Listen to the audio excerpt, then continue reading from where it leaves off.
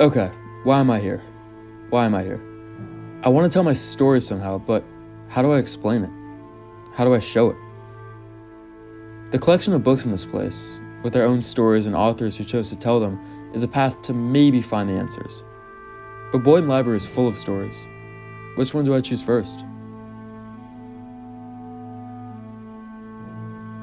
Perhaps my story starts in the pictures and the visuals. Life starts with simple observation, and maybe I can find that in a picture book. Kennebunkport is a town of stirring tranquility along the coast of Maine. In the winters, it is reserved for the ones who live there year-round. The lobstermen are clad in rubber and are on the water just a few minutes after their 5 a.m. wake-up calls. When the warmth finds its way back to the silent cold of shorter days, the small town on the shores of southern Maine begins to breathe once again. The beach, regardless of the sun's location, is always moving. The salty waves crash upon the long stretches of golden sand and oscillate its surface upon them. The water on these beaches ascend from a chilling 30 degrees Fahrenheit to a still cold but endurable 70 degrees when the summer reaches its peak. The surfers return in hopes of waves, and the reflection of the water's surface reflects the beauty of the sun. The rising and falling shores of Kennebunk also reflect the rise and fall of the town's life.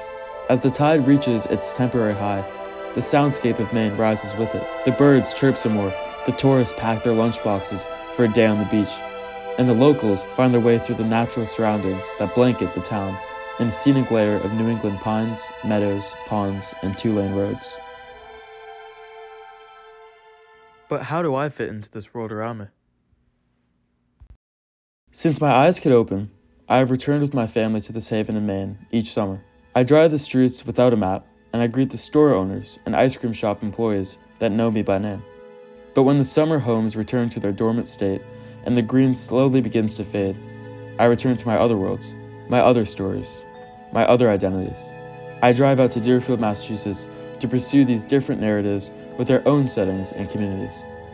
Geographically, Kennebunk and Deerfield are not too distant from one another, especially when you consider the treks that school peers of mine have had to make from overseas and beyond. Yet still, there is a difference in scenery, signaling that a new chapter of that year has returned.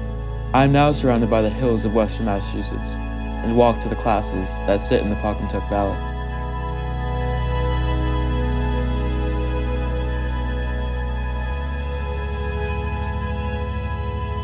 There are many similarities that present themselves through these two settings, but the most notable similarity is the character that remains a constant, me. But how do I fit into these worlds that surround me? Wow, Harry, you have a great eye for things, my mother will most likely say if I show her a photograph I've taken. But of course my mother will say that, because that is who she is. But I do try to be observant. Observation for me is the key to unlocking all the universe has to offer, or at least our fraction of it. I see myself not as simply a list of characteristics, but rather a reflection of my surroundings.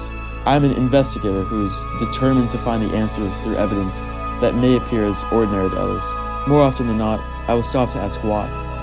Why does something work the way it does? Why is it better to pull the paper towel dispenser with 2 hands and not 1? This questioning may be why I found myself diving deep into the creative processes that fill my passions. But my drive for curiosity is only the start, as capturing what I observe is the next, and perhaps most crucial step. Stories fill my perception. The stories I've been told, the stories of my surroundings, the stories of myself, and the ones I can remember. But what story do I want to tell? When I pick up a pen, the blank page asks my hand, "What are you going to give me today?"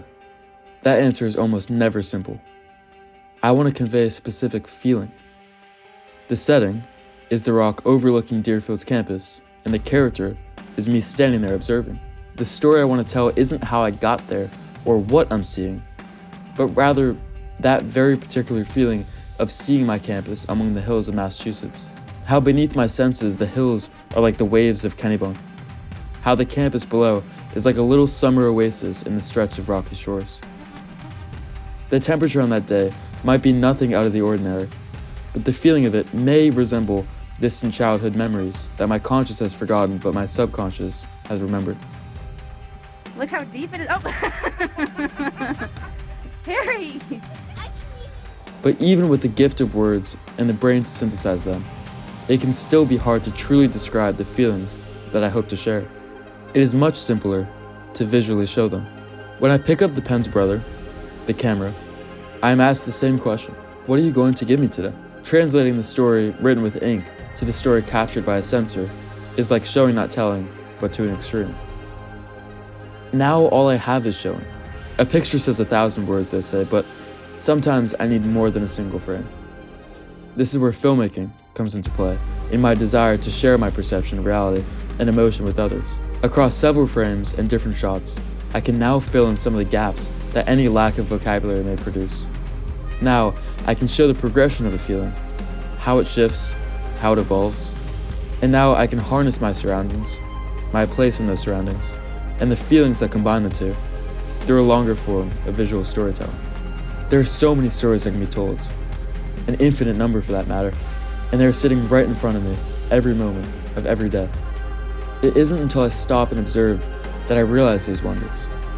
Through the magic of lighting, composition, sound, and storytelling, I can bring these moments to life. I can take the feelings of the changing tides in Maine and convey them through a different setting, a different plot. I have the power to place my observed surroundings and feelings on a silver platter for the eye and heart to see.